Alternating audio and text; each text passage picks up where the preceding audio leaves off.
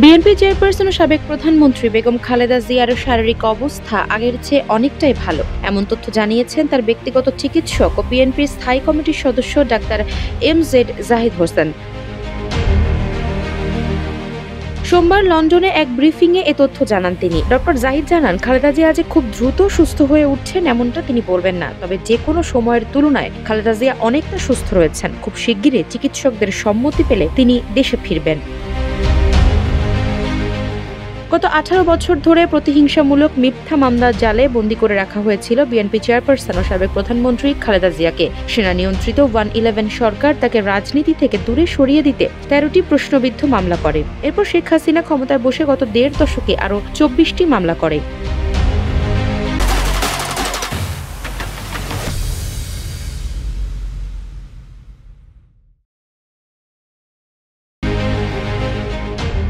খালেদা জিয়ার বিরুদ্ধে মোট 37টি মামলা চলমান ছিল, যার কোনোটিরই বিশ্বাসযোগ্যতা নিশ্চিত করতে পারেনি স্বৈরাচারী শেখ হাসিনার আইনজীবীরা। 5 আগস্ট শেখ হাসিনার পতনের পর একের পর এক মিথ্যা মামলাগুলো থেকে খালাস পেতে থাকেন বিএনপি চেয়ারপারসন। সবশেষ 19 ফেব্রুয়ারি নাইকো দুর্নীতি মামলা থেকে খালাস পাওয়ার মধ্য দিয়ে খালেদা জিয়া তার বিরুদ্ধে থাকা 37টি মামলার সবকটি থেকেই মুক্তি পান।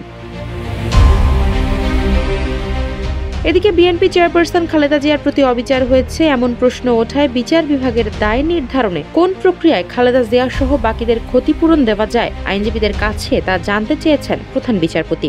20 ফেব্রুয়ারি সকালে নির্বাচন কমিশন সংক্রান্ত এক মামলার শুনানিতে প্রধান বিচারপতি জ্যেষ্ঠ আইনজীবীদের কাছে জানতে চান, বুধবার একটি মামলায় প্রথমবার আপিল বিভাগের সামনে প্রশ্ন উঠানো হয়, খালেদা জিয়াকে যে প্রক্রিয়ায় সাজা দেওয়া হয়েছে তাতে বিচার বিভাগকে ব্যবহার করা হয়েছে, কাজেই এখন কোন প্রক্রিয়ায় তাকে ক্ষতিপূরণ দেওয়া হবে তা নিয়ে সিনিয়র আইনজীবীরা যেন কথা বলে।